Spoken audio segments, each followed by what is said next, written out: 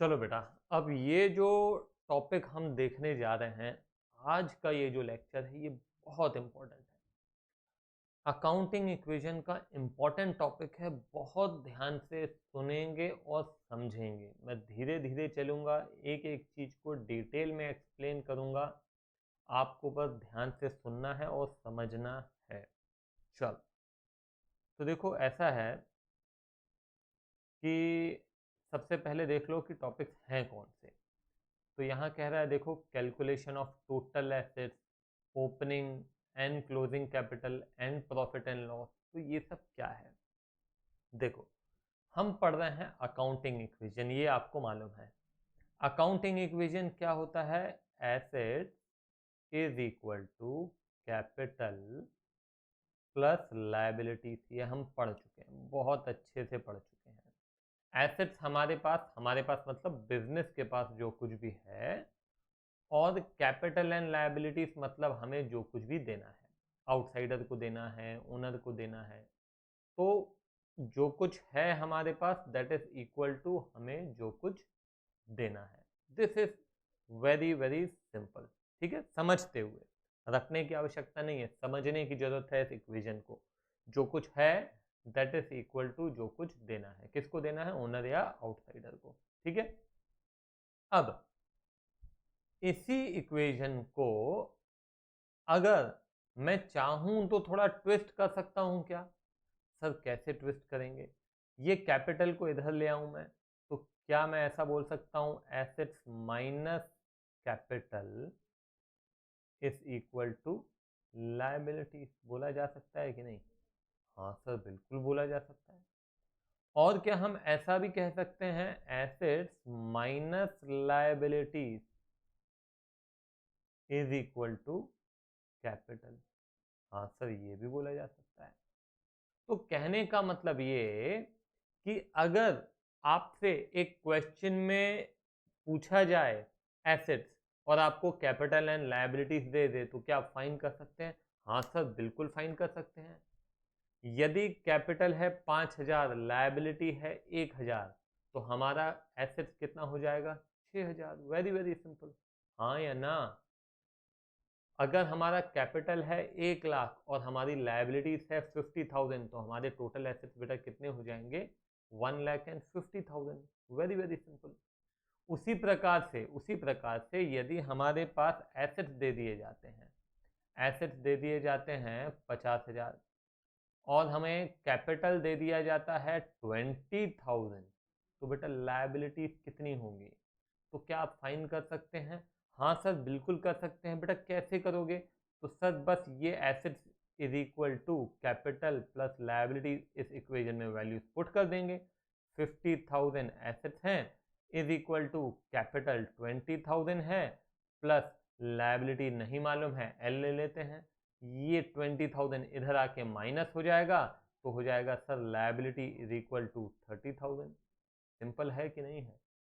Sir बहुत simple है। तो बस ये हो गया सबसे सिंपल तरह के क्वेश्चंस जो आपसे एग्जाम में पूछे जा सकते हैं, जहां पे कि एसेट पूछा जाएगा, कैपिटल या लायबिलिटीज पूछा जाएगा। ठीक है, मैं एक काम करता हूं, इसको तो पहले आप नोट डाउन कर लो, लेक्चर को पॉज करो, assets is equal to capital plus liability के फॉर्मूले को नोट डाउन करो। मैं फिर इसको रब करता हूँ।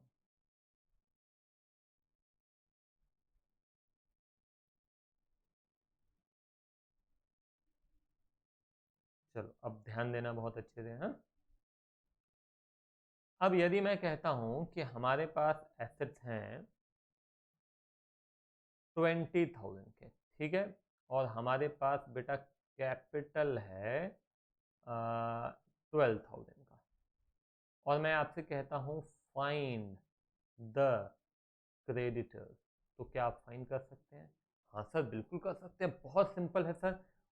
Assets is equal to capital plus liability. Creditor क्या होता है सर? लायबिलिटी होता है। हाँ बेटा, तो अब क्या करेंगे? 20,000 is equal to 12,000 plus creditors. तो creditors is equal to 20 minus 12, तो कितना हो जाएगा? 8,000। तो ये बनेगा कि नहीं बनेगा? हाँ सर, ये तो बहुत ईजी है, बन जाएगा। चलो गुड। तो इसको भी मैं रब करता हूँ, ठीक है, अगर ये आपको बन रहा है ना, चलो हाँ, अब ये आपको बन रहा है, कोई दिक्कत नहीं है।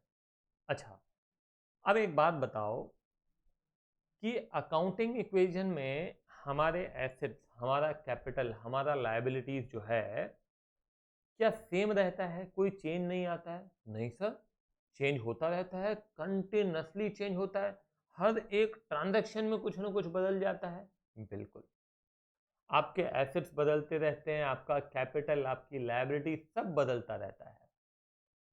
और जो हमारा साल के शुरुआत में, अब साल के शुरुआत में किसको कहते हैं वो भी समझ लो।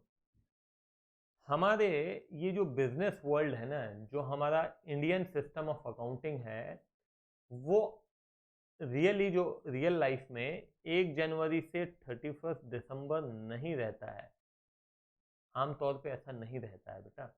हमारे देश में जो सिस्टम अभी प्रचलन में है, वो बेटा 1 अप्रैल से 31 मार्च होता है। इसे कैलेंडर ईयर कहते हैं, इसे फाइनेंशियल ईयर कहते हैं, ये तो आप सब जानते हैं। कैलेंडर ईयर, इसे बेटा हम कहते हैं फाइनेंशियल ईयर। हाँ, क्वेश्चंस में आपको दोनों तरह के क्वेश्चंस आ सकते हैं। एक क्वेश्चन जिसमें 31 दिसंबर को बुक्स क्लोज कर रहे हैं, एक क्वेश्चन जिसमें 31 मार्च को बुक्स क्लोज कर रहे हैं। बुक्स क्लोज करने का मतलब ये होता है कि आप ये देखते हो कि आपने क्या प्रॉफिट कमाया है, आपके पास क्या एसेट्स हैं, क्या लायबिलिटीज हैं, कभी तो आप रुक के देखोगे। तो वो डेट होती है 31 मार्च रियल लाइफ में, हमारे भारत में। हाँ, आप क्वेश्चंस देखेंगे तो कहीं कहीं 31 दिसंबर भी रहेगा, कहीं 31 मार्च रहेगा। तो हमारा अकाउंटिंग ईयर क्वेश्चंस के अंदर दोनों हो सकता है, कैलेंडर ईयर भी हो सकता है और फाइनेंशियल ईयर भी हो सकता है, ठीक है ना। तो ये सब बातें मैं क्यों कर रहा हूँ वो समझ लो। तो जब साल के शुरुआत की बात कर रहे हैं, मान लो 1 अप्रैल की बात कर रहे हैं, तो 1 अप्रैल को हमारे पास जो भी एसेट्स होंगे उसे बेटा हम ओपनिंग एसेट्स कहते हैं। क्या कहते हैं? ओपनिंग एसेट्स, ठीक है। और साल के शुरुआत में ही जो हमारे पास कैपिटल होता है उसे हम ओपनिंग कैपिटल कहते हैं। और साल के शुरुआत में हमारे पास जो लायबिलिटीज होती हैं उसे हम ओपनिंग लायबिलिटीज कहते हैं। बात समझ में आ रही है कि नहीं आ रही है? क्लियर है ये? ठीक है। तो अब आते हैं 31 मार्च, मतलब जब ईयर एंड हो रहा है हमारा, तो वहां पे जो हमारे पास एसेट्स होते हैं उसे बेटा हम कहते हैं, सॉरी,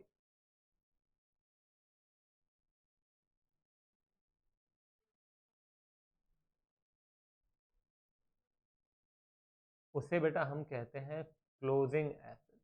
क्या कहते हैं? Closing assets. Closing assets is equal to closing capital plus closing liabilities, ठीक है। साल के शुरुआत में जो रहेगा उसे ओपनिंग कहेंगे, साल के जो एंड में रहेगा उसे क्लोजिंग कहेंगे, ठीक है ना। अभी मैंने क्या बताया आपको कि ये जो आपका अकाउंटिंग इक्वेशन है वो बदलता रहता है, रहता इक्वली है मगर बदलता रहता है। जैसे कि मान लो कि ओनर और कैपिटल लेके आ गया, ओनर और कैपिटल लेके आ गया, तो आपका कैपिटल क्या हो जाएगा बेटा? बढ़ जाएगा। प्रॉफिट हो गया तो कैपिटल बढ़ जाएगा, लॉस हो गया कैपिटल कम हो जाएगा, ड्राइंग्स हो गई कैपिटल कम हो जाएगा। होगा कि नहीं होगा? तो एक मेरे को इतना सा सिंपल सी बात बता दो कि यदि आपको ओपनिंग कैपिटल दे दिया जाए और आपसे क्लोजिंग कैपिटल पूछा जाए, तो क्या आप बता सकते हैं कि नहीं बता सकते हैं? सर नहीं समझ में आया, क्या कह रहे हैं? मैं आपसे कह रहा हूं कि यदि आपको ओपनिंग कैपिटल दे दिया जाए और आपसे क्लोजिंग कैपिटल पूछा जाए तो आप बता पाएंगे कि नहीं बता पाएंगे? सर एग्जांपल, मान लो कि ओपनिंग कैपिटल है हमारा 10,000 और साल भर में आपने प्रॉफिट कमाया 2,000, तो मेरे को क्लोजिंग कैपिटल बता सकते हैं क्या? अरे सर बड़ा सिंपल है, 10,000 से शुरू किया, 2,000 का प्रॉफिट हुआ, 12,000 रुपए सर हमारा क्लोजिंग कैपिटल होगा। पक्का? पक्का, वेरी गुड।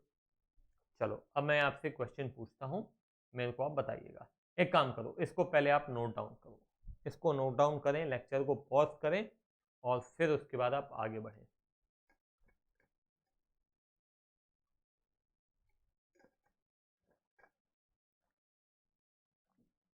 ठीक है, नोट डाउन कर लिया होगा, मैं इसको रब कर रहा हूँ।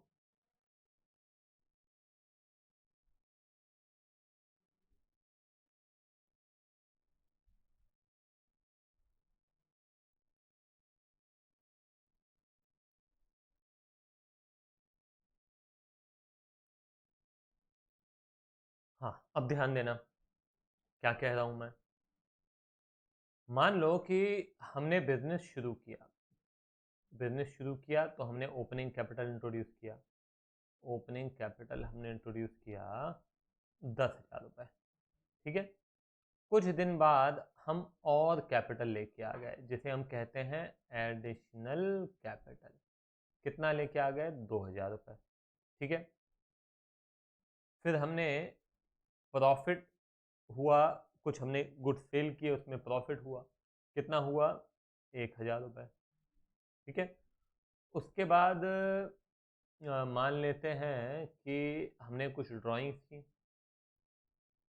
ठीक है, हमने कुछ ड्राइंग्स की, तो ड्राइंग्स की 5,000 500 रुपये, चलो ठीक है, 500 रुपये की ड्राइंग्स की। अब मेरे से अगर आप मैं आपसे पूछता हूँ कि क्लोजिंग कैपिटल बता दो, क्लोजिंग कैपिटल बता दो कितना होगा, तो क्या आप बता सकते हैं? तो बड़ा सिंपल है, देखो आपने 10,000 से बिजनेस शुरू किया, एडिशनल कैपिटल 2,000 रुपये आपके पास और आ गया, तो अब आपका कैपिटल बढ़ गया, कितना हो गया? 12,000। फिर आपने प्रॉफिट कमाया, प्रॉफिट से भी कैपिटल बढ़ता है, बढ़ता है नहीं बढ़ता है, तो आपका कैपिटल कितना हो जाता है? 13,000। ड्राइंग से आपका कैपिटल कम हो जाता है, तो अब आपका कैपिटल कितना हो जाता है? 12,500। तो मैं यहाँ पे क्या ये कह सकता हूँ कि क्लोजिंग कैपिटल, समझना है, रटना नहीं है, मैंने कहा है कई बार, रटना नहीं है, ये सब आपके समझ में आना चाहिए। Closing capital is equal to opening capital plus additional capital, ठीक है, प्लस प्रॉफिट माइनस, ध्यान देना, माइनस ड्राइंग। क्या हम ये कह सकते हैं? सर बिल्कुल कह सकते हैं, closing capital is equal to opening capital plus additional capital plus profit minus drawing, बिल्कुल कह सकते हैं। अच्छा मेरे को अब इतना बता दो आप कि यहां पे यदि आपसे ओपनिंग कैपिटल पूछा जाता है, क्या पूछा जाता है बेटा? ओपनिंग कैपिटल पूछा जाता है, तो ओपनिंग कैपिटल का इक्वेशन हम यहां से बना सकते हैं क्या? सर बिल्कुल बना सकते हैं। कैसे? ये एडिशनल कैपिटल, प्रॉफिट, ड्राइंग सबको इधर ट्रांसफर कर दो। हाँ या ना? क्या कह रहा हूं? मैं कह रहा हूं ये राइट हैंड साइड से लेफ्ट हैंड साइड लेके आ जाएं, तो क्या मैं ये कह सकता हूं, ध्यान देना, क्या मैं यहाँ पे ये कह सकता हूं कि closing capital minus additional capital, ये माइनस इधर लेके आया मैं, ठीक है, minus profit plus drawing is equal to क्या? Opening capital. क्या दिक्कत है? समझ के देखो, बिल्कुल, आप रटना नहीं है, समझना है। मैंने आपको क्लोजिंग कैपिटल बताया, बड़ा सिंपल है। ओपनिंग कैपिटल में आपने क्या किया बेटा? एडिशनल कैपिटल ऐड किया, ड्राइंग्स माइनस किया, प्रॉफिट ऐड किया, अगर लॉस होता तो माइनस कर देते। तो इस तरीके से हमको क्या मिल गया? Closing capital. ओपनिंग कैपिटल बिल्कुल ऑपोजिट है, बिल्कुल ऑपोजिट, आपको उल्टा चलना पड़ेगा। एडिशनल कैपिटल को आप देखो माइनस कर रहे हो, प्रॉफिट को माइनस कर रहे हो, ड्राइंग्स को प्लस कर रहे हो, यदि लॉस होता तो उसको भी प्लस करते। बात समझ में आई कि नहीं आई? समझने वाली बात है। तो यहाँ पे अब सीधी सी बात है, आपको क्या क्या मालूम होना चाहिए? आपको ये क्लोजिंग कैपिटल ओपनिंग कैपिटल का फॉर्मूला मालूम होना चाहिए, समझ में आना चाहिए, और साथ ही साथ आपको assets is equal to capital plus liability में आपसे कुछ भी पूछा जाए आपको बनना चाहिए। Is it clear? चलो फटाफट देखते हैं। Asset is equal to capital plus liability, उसी को आप ट्विस्ट कर सकते हैं, कोई दिक्कत नहीं है। Liability is equal to asset minus capital, ठीक है। Capital is equal to asset minus liability, asset is equal to capital plus liability, closing capital is equal to opening capital plus additional capital plus profit minus drawings minus loss, ठीक है। उसी प्रकार से opening capital is equal to closing capital minus additional capital plus drawings minus profit plus loss, ठीक है। ये clear होना चाहिए, इसको नोट डाउन करो फटाफट, लेक्चर को पॉज करो, नोट डाउन करो, समझो। लगता है 5 मिनट पॉज ले लो, इस सारे फॉर्मूले जो मैंने अभी बताए हैं इसको अच्छे से ग्रास्प करके और फिर आगे बढ़ो, ठीक है। ये क्वेश्चन मैं करा रहा हूं, मगर मैं कहूंगा एक भले पॉज लेके सारे फॉर्मूले था लिख के देखो, खुद से लिख के देखो, उसके बिना आगे नहीं बढ़ना है, ठीक है। चलो उसके बाद अब मैं एक काम करता हूं, यहां पे इसको रब कर रहा हूं।